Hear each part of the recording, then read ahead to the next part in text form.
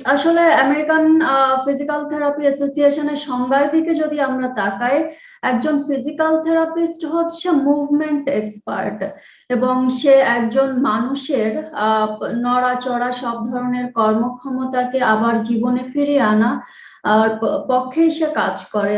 Most of the time যেটা হয়, আমরা কখন একজন ফিজিক্যাল থেরাপিস্টের কাছে যাই, অধিকাংশ সময় দেখা যায় যে কোনো ব্যথার কারণে, এবং সেটা হতে পারে কোনো ইনজারি হয়েছে, কোনো অ্যাক্সিডেন্ট হয়েছে, বা কোনো বয়সজনিত সমস্যা যেমন আর্থ্রাইটিস বা ক্রনিক ইস্যুস, হার্ট ডিজিজ।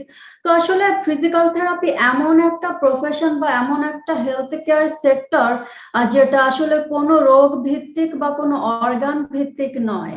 এটা আসলে একজন মানুষের টপ টু বটম, পা থেকে মাথা পর্যন্ত যে কোনো সমস্যার জন্যই আসলে একজন ফিজিক্যাল থেরাপিস্ট তাকে সাহায্য করতে পারে যে এই সমস্যার কারণে আমার কোনো ফাংশনাল লিমিটেশন হয়েছে।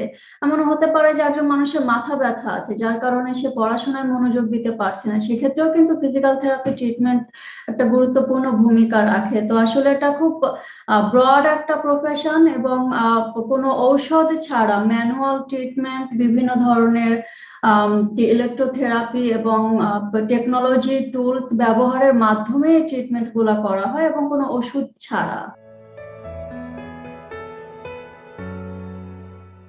কোভিড 1.5 বছরেরও বেশি হয়ে গেল, আমাদের সবাইকে, পৃথিবীর সবাইকে আসলে এফেক্ট করেছে কম বেশি। এবং স্পেশালি যারা কোভিডে আক্রান্ত হয়েছে, এবং আমরা জানি যে 84% আসলে রিকভার করেছে কোভিড থেকে। এটার যে একটা লং টার্ম এফেক্ট, এখন বর্তমান সময়ে দেখা যাচ্ছে যে লং হল কোভিড বা পোস্ট কোভিড সিনড্রোম বলে একটা বিষয় আমাদের সামনে উঠে এসেছে। সেটা হচ্ছে যে একজন মানুষের কোভিড হওয়ার পর সে যখন রিকভার করছে, তার বডিতে হয়তো এখনো লাইভ ভাইরাসটার অ্যাটাক চলছে না, কিন্তু কোভিড এর যে সিমটম গুলো, কিছু মোস্ট কমন সিমটম যেটা তার মধ্যে এখনো পারসিস্ট করছে।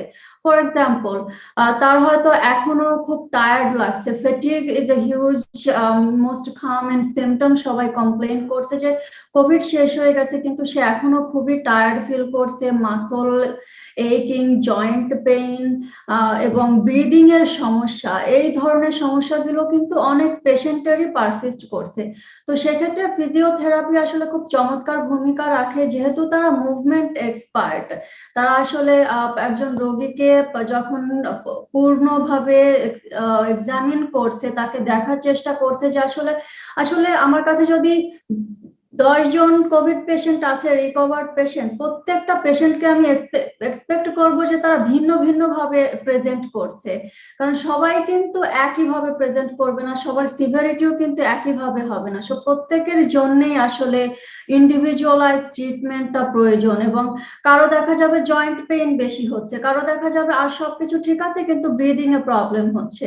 এবং এটা আবার ডিপেন্ড করে যে কোভিড হওয়ার আগে এই পার্সনটার হেলথ কন্ডিশন কি ছিল, সে কি একজন হেলথি ছিল নাকি তার অনেকগুলো কোমরবিডিটি ছিল, যেটা আসলে একজন মানুষের এই লং হল কোভিড সিনড্রোম হওয়ার সম্ভাবনাটাকে আরো বাড়িয়ে দিচ্ছে। তো ফিজিক্যাল থেরাপি আসলে খুব গুরুত্বপূর্ণ একটা ভূমিকা রাখে, এবং এক্ষেত্রে তাদের ফাংশনাল ইমপ্রুভমেন্টটা করার জন্য এটা এই সেবাটা নেওয়া সবার জন্য খুব ইম্পর্টেন্ট। প্রত্যেকটা রোগী আসলে different. So in that case depend করবে একজন রোগীকে দেখার পরে যে আসলে তার কোভিড এর আগে কি অবস্থা ছিল এবং বর্তমান কি অবস্থা আছে। বাট ইন জেনারেল যদি কয়েকটা জিনিস আমরা কনসিডার করি, সেটা হবে যে ডেফিনেটলি সবাই একটা দুর্বলতা ফিল করে, তো সেক্ষেত্রে তার স্ট্রেংথেনিং এক্সারসাইজের প্রয়োজন হবে। এখন দুর্বলতা কোন কোন মাসলে আছে সেটাও কিন্তু একজন এক্সপার্ট ফিজিওথেরাপিস্ট তার পেশেন্টকে চেক করে দেখবে যে আসলে তার দুর্বলতা কোন মাসল গুলাতে, তো সেক্ষেত্রে সেই মাসল গুলাকে স্ট্রেংথেনিং করা। এবং breathing exercise is a huge component. আমরা জানি যে কোভিড আসলে আমাদের লাং ফাংশনের উপরে সবচেয়ে বড় এফেক্ট ফেলেছে। তো ইভেন শুধুমাত্র কোভিড যে রিকভার করেছে তাদের জন্য না, কোভিড না হলেও আমাদের প্রত্যেকেরই কিন্তু আসলে ব্রিদিং এক্সারসাইজ গুলো করা উচিত, কারণ অধিকাংশ ক্ষেত্রে দেখা যায় আমরা কিন্তু প্রপারলি ব্রিদিং করি না। তো ব্রিদিংটা আমাদের খুবই ইম্পর্টেন্ট এবং খুব গুরুত্বপূর্ণ কিছু ব্রিদিং টেকনিক করার মাধ্যমে আমরা আমাদের লাং ফাংশনটাকে স্ট্রং করতে পারি, যাতে করে কোভিড হলেও আমরা সেই কোভিড এর সিমটমটা আমাদেরকে ওইভাবে হয়তো কাবু করে ফেলবে না। তো সেজন্য শুধুমাত্র কোভিড রিকভার্ড পেশেন্ট না, আমাদের সবারই আসলে ব্রিদিং এক্সারসাইজ গুলো প্রয়োজন। কিছু কার্ডিওভ্যাসকুলার এক্সারসাইজ আমাদের হার্টকে স্ট্রং রাখার জন্য, সুস্থ রাখার জন্য আমি কার্ডিওভ্যাসকুলার এক্সারসাইজ যেমন সুইমিং, বাইকিং, এ ধরনের এক্সারসাইজ গুলো খুবই গুরুত্বপূর্ণ। আর যেটা একটু আগে যেটা বলছিলাম, ব্রিদিং এর আরেকটা বড় কম্পোনেন্ট আছে, সেটা হচ্ছে যে আমরা যদি চিন্তা করি কি হয়, আমরা যখন নিঃশ্বাস নিচ্ছি তখন কিন্তু আমাদের লাংটা এয়ার নেওয়ার পরে আমাদের লাংটা কিন্তু এক্সপ্যান্ড হচ্ছে।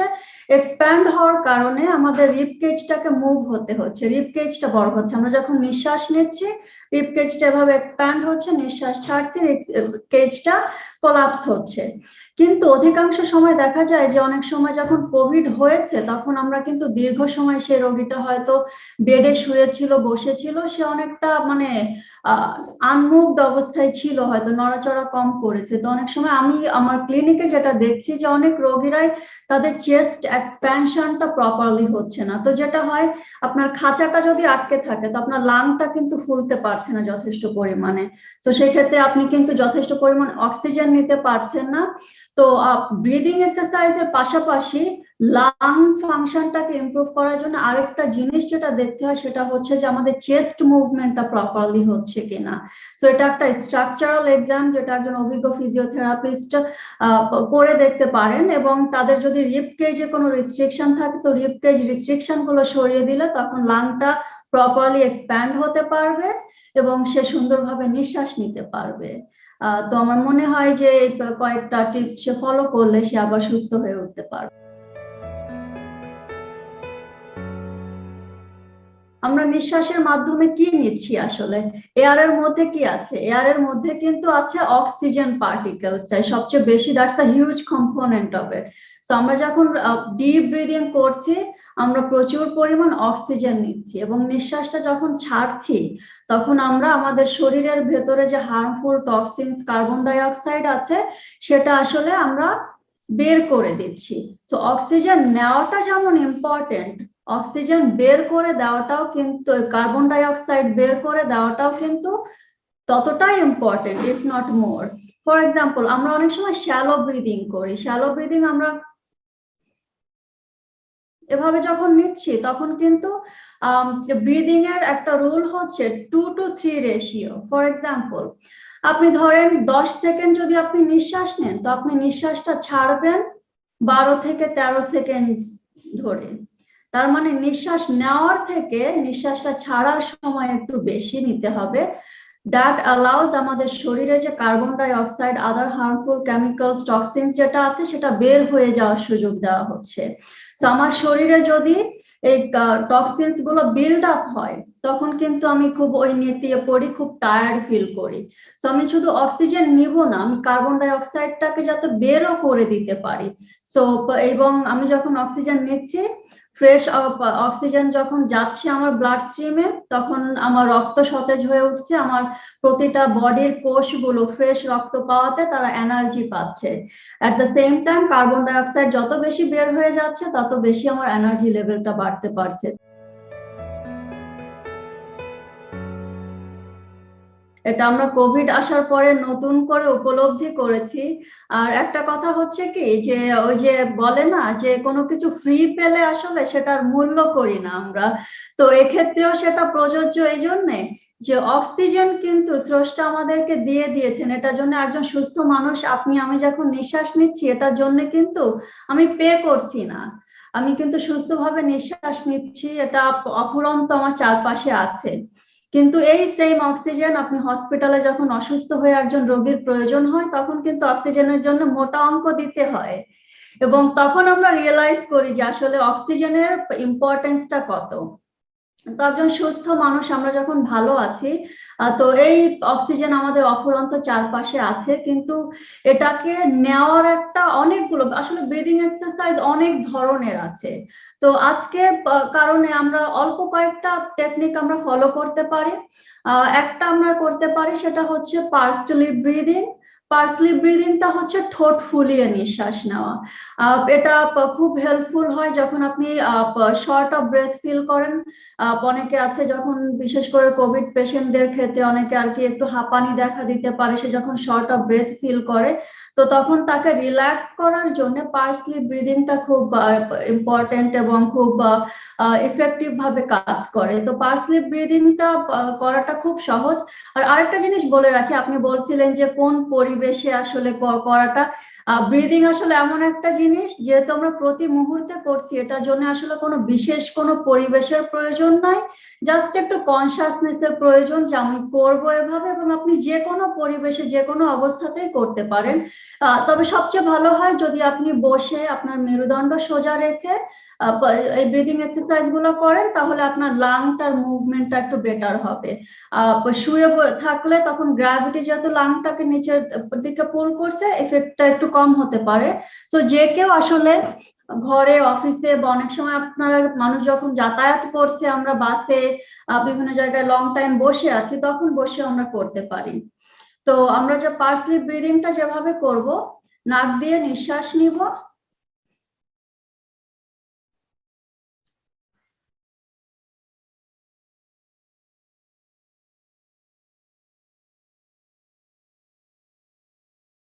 তো লক্ষ্য করেছেন একটু ঠোঁটটা ফুলিয়ে, বার্থডে ক্যান্ডেল ব্লো করার জন্য যেভাবে একটু ঠোঁট ফুলিয়ে আমরা আগুনটা নিভিয়ে দেওয়ার জন্য করি, ঠিক ওভাবে একটু ঠোঁটটা ফুলিয়ে আমি নিঃশ্বাসটা ছাড়ছি। একটু খেয়াল রাখবেন নিঃশ্বাসটা নেওয়ার সময় আপনি মনে মনে 5 গুনতে পারেন, 1 2 3 4 5। ছাড়ার সময় খেয়াল রাখবেন যে আপনি যতটুকু সময় নিঃশ্বাস নিয়েছেন তার থেকে একটু বেশি সময় ধরে আপনি নিঃশ্বাসটা ছাড়ছেন। তাহলে আবারও যেটা বলছিলাম যে শরীর থেকে যে হার্মফুল টক্সিন যেটা আছে সেটা বেরিয়ে যাওয়ার চেষ্টা করবে। তো এটা খুবই কার্যকরী হয় একজন মানুষকে রিল্যাক্স করার জন্য। সে যখন খুব দ্রুত নিঃশ্বাস নিচ্ছে, হাইপার ভেন্টিলেট করছে, তখন এই ব্রিদিং টেকনিকটা ইউজ করলে সে খুব সহজেই রিল্যাক্সড হয়ে যাবে, কাম হয়ে যাবে।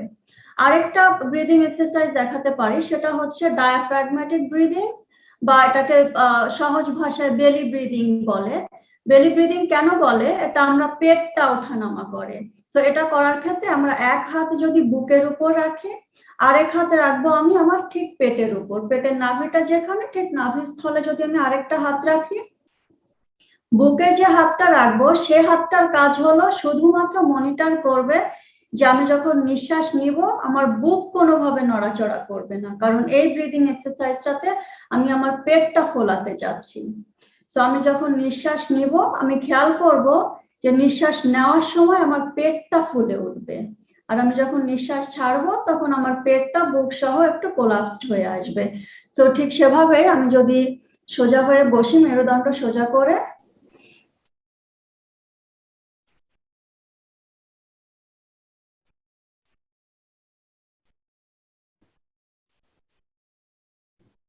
তো এতে করে যেটা হলো আমি নিঃশ্বাসটা নিয়েছি নাক দিয়ে, নিঃশ্বাসটা ছেড়েছি মুখ দিয়ে, কিন্তু নিঃশ্বাস নেওয়া এবং ছাড়ার সময় আমার ফোকাসটা ছিল আমার পেটে। নেওয়ার সময় আমার পেটটা একটু ফুলেছে, আমি যখন ছেড়েছি তখন আমার পেটটা নিচের দিকে একটু কোলাপসড হয়ে গেছে। তো এটাকে বলে ডায়াফ্রাগম্যাটিক ব্রিদিং বা বেলি ব্রিদিং। এটাও আসলে রিল্যাক্স করার জন্য এবং শরীর থেকে সব ধরনের কার্বন ডাই অক্সাইড, হার্মফুল টক্সিনস এগুলো বের করে দেওয়ার জন্য খুবই কার্যকরী করে। এবং এটা আমাদের ডায়াফ্রাম যেটা আছে, ডায়াফ্রাগম্যাটিক ব্রিদিং বলে এজন্য যে আমাদের লাংয়ের নিচে যে একটা ডোম শেপ স্ট্রাকচার আছে ডায়াফ্রাম, যেটা এটাকে খুব স্ট্রং করে। এটা এবং এটা স্ট্রং হলে আমাদের লাং ফাংশনটা আরো কার্যকরী ভাবে কাজ করে। আর একটা টিপস দেখাতে পারি, সেটা হচ্ছে অল্টারনেট নস্ট্রাল ব্রিদিং। এটা হচ্ছে ফোর্থ ফিঙ্গার, আমাদের বুড়া আঙ্গুল আর চতুর্থ আঙ্গুল, এই দুটো আঙ্গুল আমরা ব্যবহার করব। তো একইভাবে আপনি যদি বসে আছেন, আমি বুড়া আঙ্গুল দিয়ে একটা নাক বন্ধ করব, এই নাক, এই আঙ্গুলটা ব্যবহার করব এই পাশের। তো আমি সোজা হয়ে বসেছি, আমি বুড়া আঙ্গুল দিয়ে আমার ডান নাকটা বন্ধ করে দিলাম, আমি আমার বাম নাক দিয়ে নিঃশ্বাস নিব।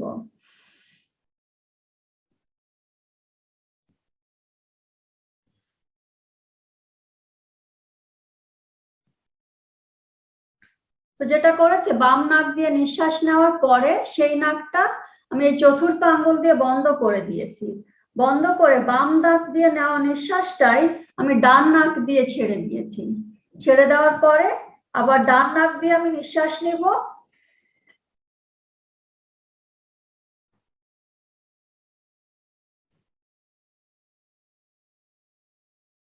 তারপরে ডান নাক দিয়ে নিঃশ্বাস নিয়ে আমি যে বাতাসটা আমার শরীরে নিয়েছি সেই বাতাসটা আমি বাম নাক দিয়ে বেরিয়ে দিলাম। তো এটাতে করে এটাও খুব কার্যকরী। এর জন্য আপনি খেয়াল করবেন, আমি একটা একটা সাইড করাতে আমার ব্রেনের দুই বলয়ের মধ্যে খুব চমৎকার একটা সমন্বয় হয়। এবং এই ব্রিদিং এক্সারসাইজটা আসলে বেশ কিছু গুরুত্বপূর্ণ বেনিফিট আছে। ব্রিদিং টেকনিক গুলোর চমৎকার যে ইফেক্ট সেটা হচ্ছে যে এটা আসলে যে কোনো বয়সের যে কেউই আসলে করতে পারে। এটা আসলে মানে নেগেটিভ কোনো ইম্প্যাক্ট আসলে কারোর উপরে পড়বে না, কারণ এটা আমরা ব্রিদিং করছি আমাদের বিশেষ করে যাদের অ্যাজমা আছে, সিওপিডি আছে বা কোনো ধরনের লাং ফাংশনের কম্প্রোমাইজড ডিজিজ আছে, তাদের ক্ষেত্রে কিন্তু এই ব্রিদিং এক্সারসাইজ গুলো আরো বেশি ইম্পর্টেন্ট। কারণ যেহেতু তাদের এই ডিজিজটা আছে এবং যাদের সিওপিডি আছে, তারা মানে দীর্ঘদিন ধরে লাং এর রোগে ভুগছে, তাদের কিন্তু লাং ফাংশনটা অনেক দুর্বল হয়ে গেছে। তো তাদের জন্য আসলে ব্রিদিং এক্সারসাইজটা নিয়মিত করাটা আরো অনেক জরুরি। এবং বয়স বাড়ার সাথে সাথে আরেকটা যেটা হয় যে আমাদের মেরুদণ্ডের স্ট্রাকচারটা চেঞ্জ হয়ে যায়, তারা অনেক সময় একটু কুঁজো হয়ে যায়, আমাদের পশ্চারটা একটু সামনের দিকে ঝুঁকে আসে। তো এই সবকিছু আসলে লাংয়ের উপরে কিন্তু একটা প্রেসার ফেলে। তো আমরা যখন বুক ফুলিয়ে দম নিতে শুরু করি, তখন আমাদের শরীরে পর্যাপ্ত পরিমাণ অক্সিজেনটা যেতে পারছে। তো নিঃশ্বাসের এই চর্চাটা আসলে যে কোনো বয়সে যে কেউ করতে পারে, কিন্তু আরো বেশি করে করবে যাদের এই রোগগুলো আছে, লাংয়ের যে ধরনের রোগগুলো, তারা একটু বেশি করে করবেন।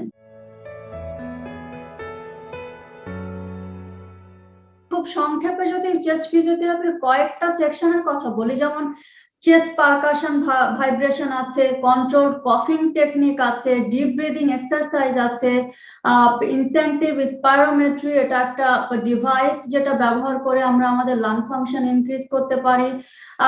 শুয়ে থাকার সময় পজিশনিং এবং টার্নিং, এসব, এবং লাস্টলি হচ্ছে পস্টারাল ড্রেইনেজ, যেটা একটা বিগ পার্ট অফ ইট। আমি যেটা বলবো যে অবশ্যই চেস্ট ফিজিওথেরাপির তো প্রয়োজন আছে বটে, যেহেতু আমরা ফিজিক্যাল থেরাপির কথা বলছি, বাট পশ্চারাল ড্রেইনেজের কথা যদি আমরা বলি, সেক্ষেত্রে আসলে আমাদের চিন্তা করতে হবে যে পশ্চারাল ড্রেইনেজটা আসলে করা হয় লাং থেকে কোনো মিউকাস বা সিক্রিশন বের করে দেওয়ার জন্য। যেমন সহজ ভাষায় যদি বলি, যে আমাদের অনেক সময় যে সেলেসা হয় বা বুকে কাশি জমে, আমরা বলি যে আমরা কাশলে আর কি কাশিটা অনেকটা ঠিক হয়ে গেছে, মানে মিউকাস বা ফ্লেমটা সহজে বের হচ্ছে না, এবং যে কারণে রোগী ভালোভাবে নিঃশ্বাস নিতে পারছে না। তো চেস্ট ফিজিওথেরাপির পশ্চারাল ড্রেইনেজ টেকনিকটার উদ্দেশ্য হচ্ছে যে লাং থেকে সিক্রিশন গুলো বের করা।